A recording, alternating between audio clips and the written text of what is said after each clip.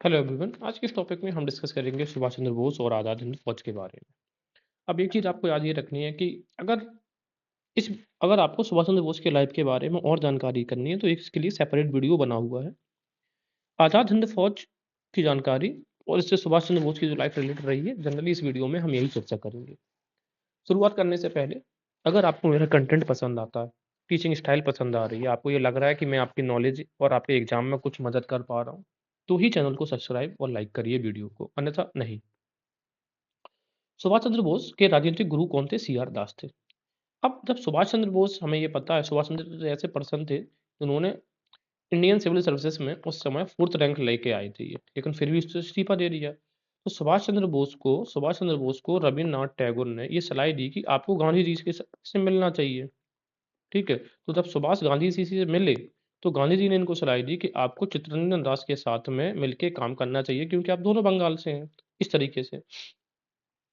तो चित्तरंजन दास 1923 में जब ये मेयर बने थे कोलकाता के, तो सुभाष चंद्र बोस उस समय सीईओ बनाए गए थे, इन्हीं के अंडर में ये बने थे। तो सीईओ के पद पर रहते हुए उन्होंने कुछ ऐसे मूलभूत स्ट्रक्चरल चेंजेस करने चाहे प्रशासन में, लेकिन ये चीज अंग्रेजों को पसंद नहीं आई, सरकारी तंत्र को। इस वजह से उन्होंने सीईओ के पद से इस्तीफा दे दिया। इस प्रकार से सुभाष चंद्र बोस और सी आर दास के जो संबंध थे स्थापित हुए। सुभाष चंद्र बोस की शादी जो है वो हुई थी एमिली सेंकल से। ये जनरली ऑस्ट्रेलियन मूल की थी, ऑस्ट्रिया की राजधानी की है वियना। ठीक है, इनका विवाह हुआ था और इनकी एक पुत्री का नाम क्या था? अनीता बोस। जुलाई 1940 में एक मूवमेंट हुआ था हॉलवेल स्टैचू को हटाने को लेकर। हॉलवेल कौन है? याद करिए 1757 का बैटल ऑफ प्लासी हुआ था, तो उसमें हॉलवेल ने ब्लैक होल ट्रेजेडी की घटना का जिक्र किया है। ये वही हॉलवेल का स्टैचू लगा था भाई कलकत्ता में। तो जब ये आंदोलन हुआ तो इसमें ब्रिटिशर्स ने सुभाष चंद्र बोस को गिरफ्तार कर लिया। तब सुभाष चंद्र बोस ने बंगाल के गवर्नर को लिखा कि यदि मुझे आज़ाद नहीं किया गया तो मैं जीवित रहने से इनकार कर दूंगा। तब सरकार ने उन्हें जेल से रिहा करके कलकत्ता में घर पर ही नजरबंद कर दी थी। तो ये उनकी धमकी थी सुभाष बोस की और उनको रिहा कर दिया गया। अब 1940 के रहते रहते, अच्छा इससे पहले सुभाष चंद्र बोस की लाइफ के बारे में आपको ये भी पता होना चाहिए कि 1938 में उन्होंने त्रिपुरी सेशन को अटेंड किया था। ठीक है, 1939 को उन्होंने हरिपुरा सेशन से इस्तीफा दे दिया, अप्रैल के महीने में कांग्रेस से इस्तीफा देकर। और शायद 2 मई 1939 को उन्होंने फॉरवर्ड ब्लॉक पार्टी भी बना ली थी, जो कि ऑलमोस्ट कांग्रेस के एंटी ही थी, एक तरीके से एकदम विपरीत काम कर रहे थे वो। कांग्रेस नरम दल से काम कर रहे थे और ये फॉरवर्ड पॉलिसी बहुत एग्रेसिव थी, जिसके जो प्रेसिडेंट थे वो थे शार्दुल कबीसा। शार्दुल कबीसा। ठीक है, तो ये जानकारी आपको दे दी है। तो बोस को 1939-40 तक ये लग गया था कि भारत में रहकर उनका जो राजनीतिक जीवन है वो कोई फायदे का नहीं है। इस वजह से उन्होंने ब्रिटिश जाना डिसाइड किया और अब अंग्रेजों के जो दुश्मन थे उनसे मदद मांगने का निश्चय करते हैं। 17 जनवरी 1941 को सुभाष चंद्र बोस अपने उनके साथी, कौन से साथी का नाम क्या था? भगत राम के साथ कलकत्ता से वो गायब हो जाते हैं। फिर वो काबुल जाते हैं और काबुल से फाइनली पहुंचते हैं रूस, क्योंकि रास्ता भी आप देखोगे इंडिया, अफगानिस्तान और रसिया से होके जाता है। तो अब ये तारीख आपको याद रखनी कि रसिया कब पहुंचे? 17 जनवरी 1941 को। सुभाष चंद्र बोस कलकत्ता से एक मौलवी के भेष में गोमेहे गोमही पहुंचे, यानी कि गोमा पहुंचे। गोमो से वो एक बीमा एजेंट के रूप में पेशावर पहुंचते हैं।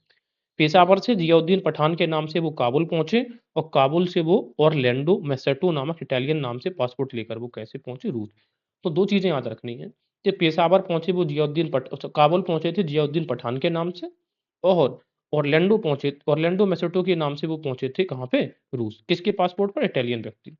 काबुल से मॉस्को व बर्लिन की यात्रा इसी इटालियन पासपोर्ट पर की। तो अब इनका बोस का क्रम कैसा हो जाएगा? इंडिया, इंडिया से अफगानिस्तान, अफगानिस्तान से ये जाएंगे रसिया।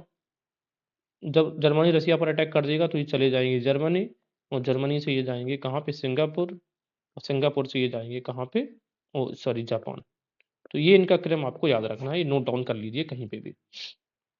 रूस पर जून 1941 में जर्मनी ने आक्रमण कर दिया, तो रूस मित्र राष्ट्रों में शामिल हो जाता है, इसलिए सुभाष चंद्र बोस को रूस से जर्मनी जाना पड़ा। बताया था अभी मैंने। जर्मनी में बोस ने हिटलर से मुलाकात करके भारतीय आजादी की लड़ाई में हिटलर से सहयोग मांगते हैं। तो जून में, ठीक है, ये कहाँ पे? रूस कब पहुंचे? सॉरी, जर्मनी कब पहुंचे? जून 1941 में। और रूस कब पहुंचे थे? ये जनवरी 1941 में। और जर्मनी कब पहुंचे? जून 1941 में, याद रखिएगा। सुभाष चंद्र बोस ने जर्मनी और ब्रिटेन के बीच युद्ध को एक ऐसे ईश्वर प्रदत्त अवसर के रूप में देखा जिसमें भारतीयों को उस स्थिति को अपने हित में लाभ उठाने का मौका मिला। इसी तरह समझते हैं क्या है? अब बोस ने ये जो लड़ाई हुई है जर्मनी और ब्रिटेन के बीच में, जो सेकंड वर्ल्ड वॉर चल रहा है, उसमें बोस ने इसको अपॉर्चुनिटी समझा कि बोले it is great opportunity for the Indians, we can harness this opportunity, हम इसका इस मौके का फायदा उठा सकते हैं। क्योंकि उन्होंने, इनका मानना था, इनका फिलॉसफी थी कि जब दुश्मन के ऊपर डिसास्टर होता है तो हमारे लिए अपॉर्चुनिटी होती है। लेकिन गांधी जी इसी विचारधारा के खिलाफ थे। गांधी जी कहते थे नहीं, ऐसी स्थिति में जब ब्रिटेन ऑलमोस्ट वल्नरेबल है, बुरी स्थिति में है, लड़ाई लड़ रहा है जर्मनी से, ऐसी स्थिति में हम ब्रिटेन पे अटैक नहीं करेंगे। इसी वजह से बोस ने युद्ध देश भी छोड़ दिया था। जर्मन विजयों से नरम व गरम दल दोनों को ही संतोष हुआ। वास्तव में जर्मनी के प्रति कोई अनुराग न था, केवल हमारे शासकों को नीचा दिखाने की इच्छा थी। ये कथन है जवाहरलाल नेहरू। जवाहरलाल नेहरू कह रहा है कि जब जर्मनी की हारें हुई, कई जगह पर जर्मनी बैटल्स हार रहा था, तो गरम दल हो या नरम दल, दोनों लोगों को संतोष हो रहा था, अच्छा लग रहा था। वास्तव में किसी को जर्मनी से कोई, सॉरी, जर्मनी की हारे नहीं, जर्मनी की जब विजय हुई किसके प्रति? ब्रिटिश के प्रति। तो वो ये कह रहे हैं कि ब्रिटिश जब हारा तो इंडियंस को तो अच्छा लगेगा ना, हर किसी को अच्छा लगा। लेकिन बोले अच्छा क्यों लगा? इसका मतलब ये नहीं है कि जर्मनी के लोगों से हमारी कोई सहानुभूति है। हमारे सिर्फ इतना है कि जो हमारे शासक है ब्रिटिश, जर्मनी ने हार के इनको नीचा दिखाया था। ये हमारा मूल उद्देश्य था। जवाहरलाल नेहरू इलाहाबाद में संपन्न कांग्रेस कार्यकारिणी समिति की बैठक में भारत की नाजीवाद, फासीवाद तथा साम्राज्यवाद विरोधी निश्चित रूख के कारण जापान के विरुद्ध गुरिल्ला युद्ध की अपनी योजना के पक्ष में बहुमत जुटाने में सक्षम हो जाते हैं। क्या हो जाता है, जरा समझते हैं इसे। जवाहरलाल नेहरू इलाहाबाद में एक कांग्रेस की एक कार्यकारिणी समिति की एक बैठक संपन्न हुई थी। तो उस बैठक में भारत का जो नाजीवाद है, नाजीवाद, अब नाजी से कौन रिलेटेड है? ये आपका हिटलर, नाजी, फासीवाद मुसोलिनी, और साम्राज्यवाद से ब्रिटिश विरोधी निश्चित रूख के कारण जापान के विरुद्ध गुरिल्ला युद्ध की अपनी योजना के पक्ष में बहुमत जुटाने में सक्षम हो जाते हैं कि जापान के विरुद्ध हमें गुरिल्ला युद्ध कर देना चाहिए। इसके लिए जवाहरलाल नेहरू की अध्यक्षता में जो कांग्रेस कार्यकारिणी की समिति की बैठक हुई थी, इसमें हामी भर दी जाती है। जर्मनी में ही भारतीयों द्वारा सुभाष चंद्र बोस को नेताजी की उपाधि दी गई है, और जर्मनी में ही सुभाष चंद्र बोस ने फ्री इंडिया सेंटर की स्थापना करी, और यहीं पहली बार सुभाष ने जय हिंद का नारा दिया। तो जर्मनी जो इंपॉर्टेंट हो जाता है इनके लिए, यही याद रखना है। 3 चीजें, नेताजी, हिटलर ने कहा था तो याद रहेगा, और जर्मनी में क्या है? Free India centre. तो अब याद कैसे रखेंगे? एक ऐसा सेंटर जहां पे लोग जर जाते हैं, जर जाते का मतलब है जल जाते हैं, वो सब इसी सेंटर में आके एडमिट होते थे। याद करने का तरीका बता रहा हूँ। तो फ्री इंडिया सेंटर जर्मनी में, और जा से जर्मनी, जा से जय हिंद। तो जय हिंद का नारा भी सुभाष ने पहली बार कहाँ पे दिया था? जर्मनी में। फ्री इंडिया सेंटर के रोम एवं पेरिस अन्य सेंटर थे। एक सेंटर तो मेन सेंटर जर्मनी था, दूसरा सेंटर क्या था? रोम, और कौन सा था? पेरिस। फरवरी 1943 में सुभाष जर्मनी की यू बोट पनडुब्बी से जर्मनी से जापान के लिए रवाना हो जाते हैं। तब फरवरी 1943 में, और वे जून 1943 में मत्सुदा नाम से जापान पहुंचे, और जापान के प्रधानमंत्री तोदो से वहां पे इनकी मुलाकात होती है। आगे देखेंगे, सुभाष चंद्र बोस ने जापान में हथियारों, अब तो सुभाष जो बोस है वो जर्मनी में अपना सब कार्यकाल खत्म करके जो भी करना था, अब वो कहाँ पे पहुंच गए हैं? जापान। सुभाष चंद्र बोस ने जापान में हथियारों की मांग के लिए दान की पुकार की, यानी कि उन्होंने दान मांगा कि हथियार चाहिए तो उसके लिए पैसा चाहिए। इस पुकार पर सोने, चांदी और नोटों के ढेर लग गए थे। बहुत सारे लोगों ने दान दिया था। टोक्यो में रास बिहारी बोस ने मार्च 1942 को इंडियन इंडिपेंडेंस लीग की स्थापना की थी। तो अब सबसे बड़ी बात है Indian independence league. Indian independence league की स्थापना कब हुई? 1942, 42 में, मार्च 42 में। कहा? अब जैसे याद रखो, जैसे इंडियन इंडिपेंडेंस लीग है, लीग पे फोकस रखो आप तो बस, और आपके कोई डाउट क्लियर हो जाएंगे सारे। तो लीग, जैसे हमारा आईपीएल भी तो क्या है? एक लीग ही तो, लीग में क्या होता है? 420 होती है ना। तो 420, 420 मतलब 42। और कोई व्यक्ति आपको टोकने लगता है तो टोक्यो लगता लीग। तो टोक्यो की स्थापना कहाँ पे हुई थी? सॉरी, लीग की स्थापना कहाँ पे हुई थी? टोक्यो में। अब दो चीजें मैं आपको ऐसे क्यों याद करवा रहा हूँ, क्योंकि भाई यहाँ पे जब एग्जाम में क्वेश्चन आता है तो पता कितने पास ऑप्शन देते हैं? एक ऑप्शन देता है सिंगापुर, एक देता है जापान। तो हमें कंफ्यूज हो जाता है भाई। अगर आपको याद है पहले से तो बहुत अच्छी बात, मुझे नहीं हो पाता तो मैंने ऐसे याद किया था, कंफ्यूजन ना रहे। दूसरी चीज है, ये जो इंडिपेंडेंस, देखो दो संस्थाएं बनी हैं इंडिया में। एक तो इंडियन, मैं इसके पूरे नाम लिख रहा हूँ, इंडियन इंडिपेंडेंस लीग, मार्च 1942। कहाँ पे? टोक्यो में। किसके द्वारा? तो रास बिहारी बोस। लेकिन एक और संस्था बनी इंडिया में इसी से मिलती जुलती, बताया था मैंने, इंडिपेंडेंस फॉर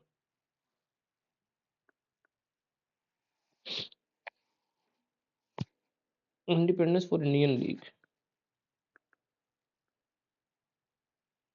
ये जो संस्थान है ये बना है 1928 में। कौन कौन? जवाहरलाल नेहरू और सुभाष चंद्र बोस ने मिलकर बनाया इसको। क्यों बनाया था? 1928 के कलकत्ता सेशन में जब नेहरू रिपोर्ट को प्रस्तुत किया गया तो इसमें डोमिन स्टेटस की बात करी गई थी, और डोमिन स्टेटस का विरोध किया था यंग एलिमेंट्स ऑफ कांग्रेस, जैसे कि नेहरू, जैसे कि सुभाष। इसी का विरोध किया था, डोमिन स्टेटस के विरोध में ही उन्होंने इंडिपेंडेंस फॉर इंडियन लीग एक नई संस्था बना दी थी। ये चूंकि दोनों के नाम सेम है इस वजह से मैं बता रहा हूँ, ये याद रखना है आपको। चलिए, तो फाइनली हमें क्या याद हुआ कि इंडिपेंडेंस फॉर इंडियन लीग की स्थापना टोक्यो में किसने करी? रास बिहारी बोस ने करी थी। इससे पहले ब्रिटिश भारतीय सेना के एक भारतीय अधिकारी थे कैप्टन मोहन सिंह ने जापानी मेजर फ्यूजीवारा की मदद और सिख साधु ज्ञानी प्रीतम सिंह की मदद से इन्होंने मलाया यानी कि मलेशिया में दिसंबर 1941 में आजाद हिंद फौज की स्थापना करी। अब 2 तारीख है, आजाद हिंद फौज की स्थापना कब हुई है? 1941 में। अब देखो फौज क्या है, जब जैसी फौज आएगी तो आजाद हिंद फौज तो किस ईयर में? हर जो पूरी फौज होती है वो एक ताल के साथ चलती है। एक ताल का मतलब कदम बढ़ा, आगे चल, पीछे चल, इस तरीके से। तो एक ताल से याद हो जाएगा 41, ऐसे याद कर सकते हैं आप। मैंने तो ऐसे याद किया है, आप भी कर लीजिए। एक ताल से फौज का निर्माण हुआ, तो फौज 41 और लीग 420 42। इस फौज में ब्रिटिश भारतीय, अच्छा, तो इस फौज का, आजाद हिंद फौज का स्थापना किसने करी शुरुआत? कैप्टन मोहन सिंह ने। उसमें 2 लोगों की उन्होंने हेल्प ली, मेजर फ्यूजीवारा की और साधु यानी प्रीतम सिंह की। बाद में सुभाष चंद्र बोस इसी को रिऑर्गेनाइज करेंगे, ठीक है, आजाद हिंद फौज को। इस फौज में ब्रिटिश भारतीय सेना के 20 सैनिक थे जिन्होंने जापान के समक्ष आत्मसमर्पण किया था। देखो, ब्रिटिश के कुछ सैनिक कहाँ पे लड़ रहे थे? जापान के साथ में, राइट। तो जो लड़ रहे थे, तो जापान, ये ब्रिटिश इंडिया, कुछ लोग थे ना ब्रिटिश इंडियन होंगे, तो इन्होंने जापान के सामने सरेंडर कर दिया था। इन्हीं से मिलकर आजाद हिंद फौज का निर्माण हुआ था।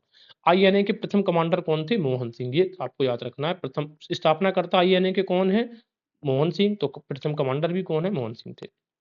आजाद हिंद फौज, आईएनए, फ्यूजीवारा एवं ज्ञानी प्रीतम सिंह का मानसिक उपज था, ठीक है। मानसिक उपज का मतलब है माइंडसेट उन्हीं का था, कि एक आइडिया जो दिया था वो आईएनए का, ये फ्यूजीवारा के द्वारा और प्रीतम सिंह के द्वारा। सुभाष चंद्र बोस ने 1941 ईस्वी में उत्तरी अफ्रीका से पकड़े गए भारतीय बंदियों को भर्ती कर द फ्री इंडियन लीजन नामक सेना बनाई। अब इस सेना का नाम देखो, द फ्री इंडियन लीजन। अब देखो, पहले बात एक याद रखो, लीजन जो है ना, लीजन को हमने याद कर लिया लीजेंड। तो सुभाष चंद्र बोस कौन थे? लीजेंड थे, तो उन्होंने बनाई थी, ठीक है। अब कहां से पकड़े गए? एक मिनट, तारीख कब है इनकी?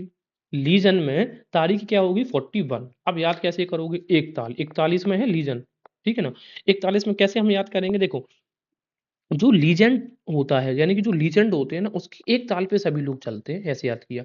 और कहां से पकड़े हुए भारतीय? उत्तरी अफ्रीका से पकड़े हुए भारतीय। यहां पर क्वेश्चन आपको पूछ लेगा कि जापान से पकड़े हुए भारतीय? नहीं, कहां पे? उत्तरी अफ्रीका से। तो याद रखिएगा, जो कैप्टन मोहन सिंह ने आईएनए बनाया था वो जापान से पकड़े हुए सैनिकों से बनाया था। जबकि जो सुभाष चंद्र बोस ने द फ्री इंडियन लीजन बनाया है, तो उत्तरी अफ्रीका से पकड़े हुए सैनिकों से बनाया है। द फ्री इंडियन लीजन या द इंडियन लीजन जर्मन सेना एवं वेफन एसएस के द्वारा गठित 950वीं नेटिव इन्फेंट्री का दूसरा नाम था। तो ठीक है, तो ये उसी का एक पार्ट बना दिया गया था, उसका नाम कितना था? 950वीं नेटिव इन्फेंट्री कहा जाता था द फ्री इंडियन लीजन को। जून 1943 में रासबिहारी बोस की अध्यक्षता में इंडियन इंडिपेंडेंस लीग का बैंकॉक में एक और सम्मेलन हुआ। इंडियन इंडिपेंडेंस लीग, जिसकी स्थापना 1942 मार्च में हुई थी, उसका दूसरा सम्मेलन कहाँ पे हो रहा था? जून 1943 में। कहाँ पे? बैंकॉक में। तो देखो, बैंकॉक में सम्मेलन हो रहा था जिसमें सुभाष चंद्र बोस को लीग व आजाद हिंद फौज का नेतृत्व सौंपने का निर्णय लिया गया कि बेटर होगा कि हम अपना जो हैंड ओवर कर दें किसको? बोस को। हुआ भी ऐसा। 4 जुलाई 1943 को रास बिहारी बोस ने कहाँ पे? सिंगापुर में आजाद हिंद फौज की कमान सुभाष चंद्र बोस को सौंप दी, ठीक है। और सुभाष चंद्र बोस आजाद हिंद फौज के सेनापति बने। इसी समय सुभाष चंद्र बोस ने दिल्ली चलो एवं जय हिंद का नारा दिया। बात समझ में आ गया? अब अगर पूछा जाए कि पहली बार जय हिंद का नारा कहाँ पे दिया था, वो तो जर्मनी में दिया था। लेकिन जो पॉपुलर चीज करने की बात करी थी वो जय हिंद का कहाँ से? सिंगापुर से। तो अब रिकॉल करो, इंडियन इंडिपेंडेंस लीग की बैंक जो सम्मेलन हुआ था कहाँ पे? बैंकॉक में। ठीक है, इसी में डिसाइड किया गया कि सुभाष चंद्र बोस को हैंड ओवर कर दिया जाए और इनको हैंड ओवर किया गया 4 जुलाई। तो देखो अब ऐसे पता कैसे याद रखेंगे 4 जुलाई की तारीख। 2 हाथ रास बिहारी बोस के थे, 2 हाथ सुभाष के थे, तो 2 हाथों और 2 हाथ मिले तब इनको हैंड ओवर किया गया। तो 2 4 जुलाई को, ठीक है ना? ठीक है, 4 हाथ जुड़े, जुड़े मतलब जुलाई, 2 और 2 देखो कैसे 2 हाथ बोस के, 2 हाथ बिहारी के, बिहारी 2-2 हाथ जुड़े, जुड़े से हो गया जुलाई और 2-2 कितना हो गया 4। तो 4 जुलाई 1943 को इनको दिया गया। अगले दिन 5 जुलाई को बोस ने आजाद हिंद फौज का पुनर्गठन किया।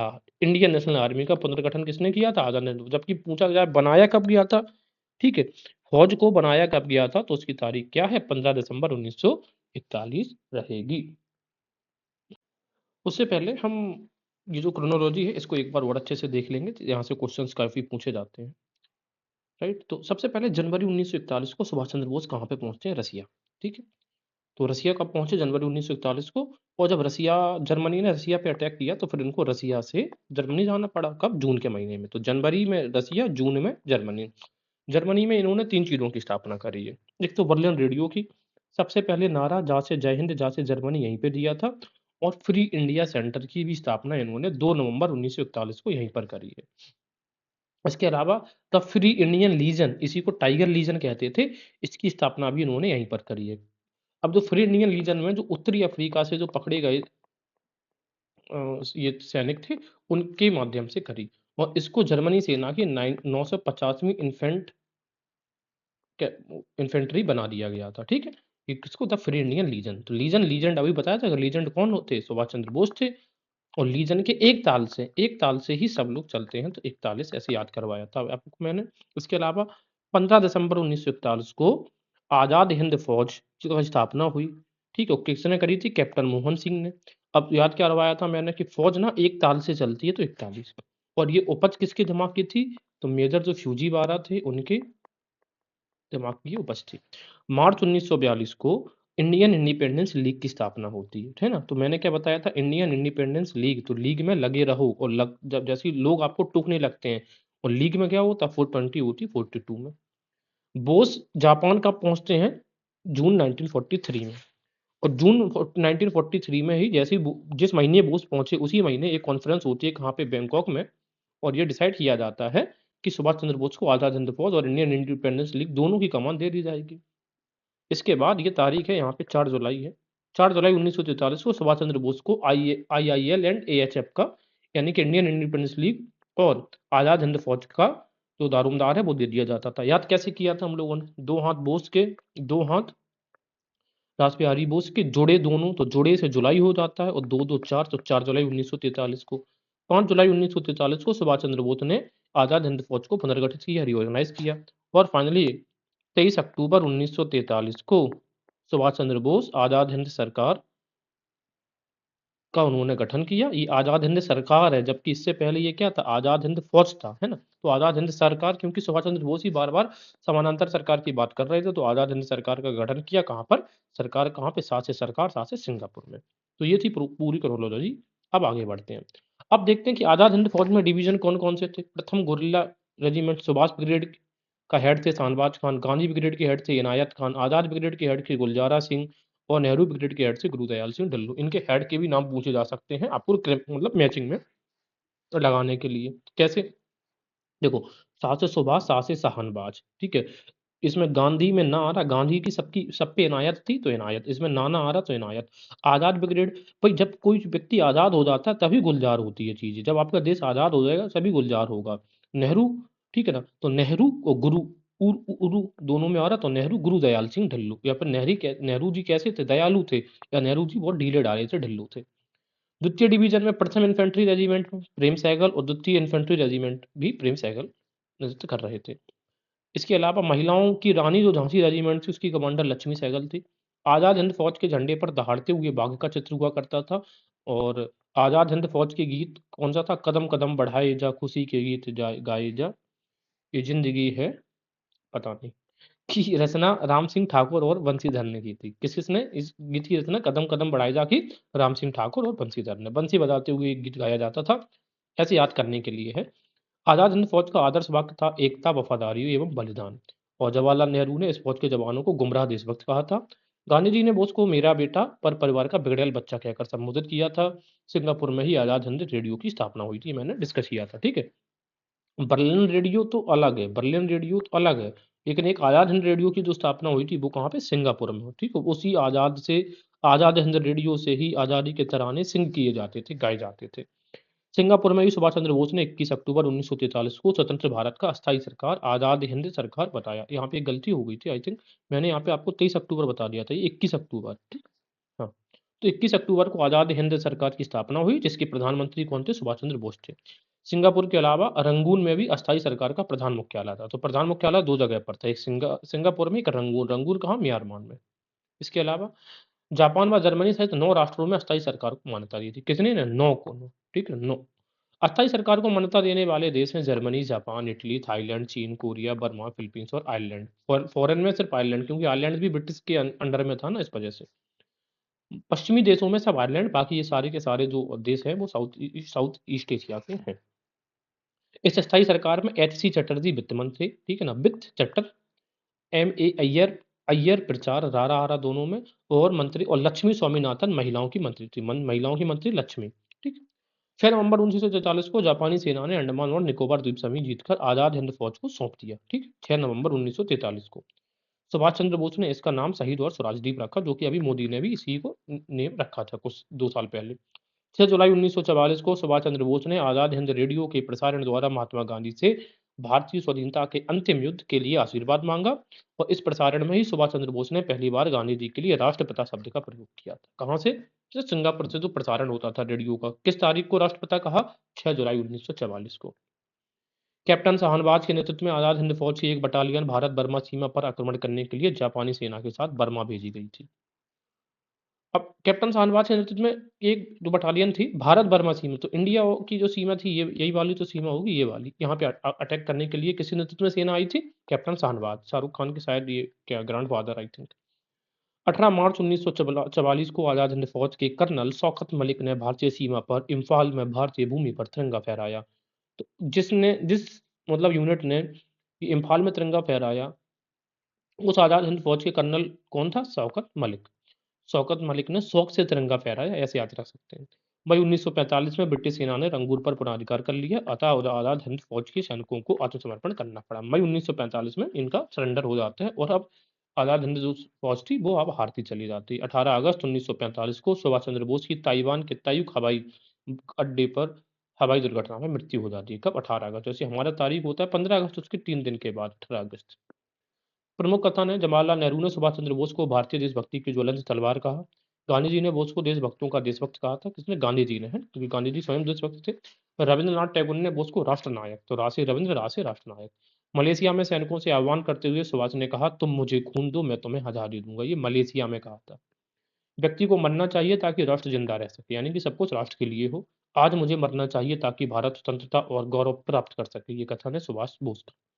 सुभाष चंद्र बोस ने जिन्ना के पाकिस्तान के प्रस्ताव का विरोध किया और कहा कि हमारी देवी मातृभूमि को विभक्त नहीं होने दिया जाएगा। गांधी 23 जनवरी 1948 को सुभाष चंद्र बोस के जन्म दिवस पर कहा, हमें उनका अनुसरण करना चाहिए। वे महान देशभक्त थे तथा संकीर्णताओं एवं जाति भेदभाव की उनके लिए कोई उपयोगिता नहीं थी। सुभाष चंद्र बोस की आत्मकथा है, शीर्षक है autobiography of an Indian Pilgrim. इसमें उनके जन्म से लेकर 1920 तक का वर्णन है, जब उन्होंने सिविल सर्विसेज से त्याग दिया था। 1920 में उन्होंने रिजाइन किया था। यह 1937 ईस्वी में यूरोप प्रवास के समय लिखी थी। तो पूछा जा सकता है कि इनमें से कौन सी पुस्तक यूरोप प्रवास के दौरान लिखी गई है, तो क्या है, autobiography of an Indian Pilgrim. Pilgrim का मतलब ही होता है ना तीर्थ यात्रा करना, तो यूरोप प्रवास के टाइम पे तीर्थ यात्रा से रिलेटेड हो जाता है वर्ड ये। 1920 तक, फिर 1920 से लेकर 1942 तक की जो घटना है वो लिखी गई है इंडियन स्ट्रगल, जहाँ पर उन्होंने स्ट्रगल किया अपनी लाइफ का। इसी में एक अध्याय है Gandhi Irwin pact and after, इसी बुक में, किसमें, इंडियन स्ट्रगल में, ठीक है, क्योंकि 1920 से लेकर 1942 तक लिखी गई है, तो गांधी रिबन पैक्ट तो 5 मार्च 1931 को हुआ था ना, तो इसी में आ जाएगा। सुभाष चंद्र बोस ने 1939 में फॉरवर्ड ब्लॉक नामक अखबार का प्रकाशन किया था, ये बताया था। 2 मई 1939 को कांग्रेस से रिजाइन करने के बाद उन्होंने इसका गठन किया, फिर ये प्रकाशन भी किया इस न्यूज़पेपर का। सरकार ने 1940 में इस बात पर प्रतिबंध लगा दिया, ठीक है, यानी कि उनके फॉरवर्ड ब्लॉक न्यूज़पेपर पर प्रतिबंध भी लगा दिया गया था तथा इसका प्रकाशन बंद हो गया, ठीक है। वर्ष 2006 में, ये छोड़ दो, ये कोई मतलब का नहीं है, चाहे आप बस पढ़ सकते हो। आज़ाद हिंद फौज पर मुकदमा चलता है, कैसे, देखते हैं। सरकार ने आज़ाद हिंद फौज के सिपाहियों पर सरकार के प्रति निष्ठा की शपथ तोड़ने के आरोप में दिल्ली के लाल किले से 5 नवंबर से 11 नवंबर तक मुकदमा चलाया। 12 नवंबर को आज़ाद हिंद फौज दिवस मनाया जाता है। 5 नवंबर से 11 नवंबर तक मुकदमा चला 1 सप्ताह। ठीक है? और 12 नवंबर को आज़ाद हिंद फौज दिवस मनाया जाता है। आज़ाद हिंद सप्ताह 5 नवंबर से 11 नवंबर तक। आज़ाद हिंद फौज को बचाने वाले लोगों की जो नेतृत्व कर रहे थे वकीलों का दल, उसका मुख्य हेडकर्ता थे भूलाभाई देसाई। अन्य लोग थे जवाहरलाल नेहरू, तेज बहादुर सप्रू, लिबरल फेडरेशन से कैलाश नाथ काटथू, आशापल्ली, अडरा आशापल्ली जिन्होंने तिरंगा फहराया था 1942 में, और बख्शी टेकचंद, तो टेकचंद ने भी टेक दिए थे। देश के सभी राजनीतिक दलों ने आज़ाद हिंद फौज की युद्धबंदियों का समर्थन किया था क्योंकि इसमें हिंदू मुस्लिम सभी थे। आज़ाद हिंद फौज के सिपाहियों सरदार गुरुबख्श सिंह ढिल्लों, ठीक है ना? ये जो नेहरू रेजिमेंट थे इसका ये नेतृत्व कर रहे थे। श्री प्रेम सहगल, शाहनवाज को फांसी की सजा सुनाई गई। 3 लोगों को फांसी की सजा। गुरुबख्श, ढिल्लों, श्री प्रेम सहगल, शाहनवाज। ये मान लो पंजाबी थी, ये हिंदू हैं और ये मुस्लिम हैं। लेकिन भारी जनविरोध के कारण 3 जनवरी 1946 को वायसराय को इन तीनों को फांसी की सजा माफ करनी पड़ी। कब? 3 जनवरी को। 11 फरवरी 1946 को कलकत्ता में आज़ाद हिंद फौज के एक अधिकारी राशिद अली को 7 वर्ष का कारावास की सजा दिए जाने के विरोध में प्रदर्शन भी हुए थे। कब? 11 फरवरी 1946 को। तो ये था सब चीज़ें। ये पूछा जा सकता है कि राशिद अली को कितने वर्ष की सजा दी गई थी? 7 वर्ष की। या फिर किसको 7 वर्ष का कारावास दिया गया था? राशिद अली को। लेकिन फांसी की सजा किसे-किसे दी गई थी? गुरुबख्श सिंह ढिल्लों, श्री प्रेम सहगल और शाहनवाज को। ठीक है? तो अब हम आगे ये जो आंदोलन वगैरह होंगे, अब सर्जिस होंगी, वो हम आगे वीडियो में पढ़ेंगे। तब तक के लिए थैंक यू वेरी मच।